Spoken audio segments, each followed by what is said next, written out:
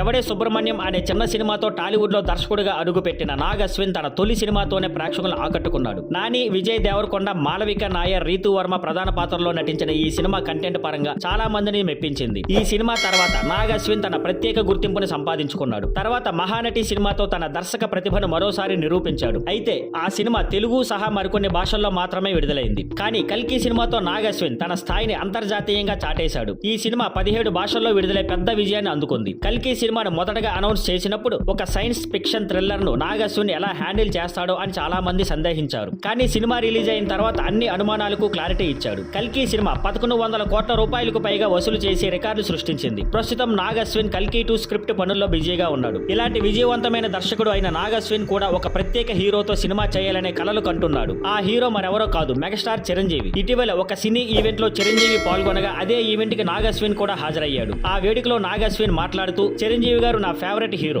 ఆయన సినిమాలు చూస్తూ నేను ఇండస్ట్రీలోకి వచ్చాను. ఇలాంటి ఆయనతో ఒక స్టేజ్ పై ఉండటం నాకు చాలా సంతోషంగా ఉంది. ప్రతి దర్శకుడికి చిరంజీవి గారితో సినిమా చేసే అవకాశాలు కలగాలని ఉంటుంది. అదే విధంగా నాకు ఆయనతో సినిమా చేయడం నా జీవితంలో ఒక పెద్ద కళ. ఆ కళ ఎప్పుడు నెరవేరుతుందో చూసుకోవాలి అని అన్నాడు. అంతేకాక చిరంజీవి నటించిన చంటబ్బాయి, ఆపత్ బాంధుడు సినిమాలు తనకు చాలా ఇష్టమని నాగ్ అశ్విన్ చెప్పాడు. Thank you for watching. Please like, share and subscribe.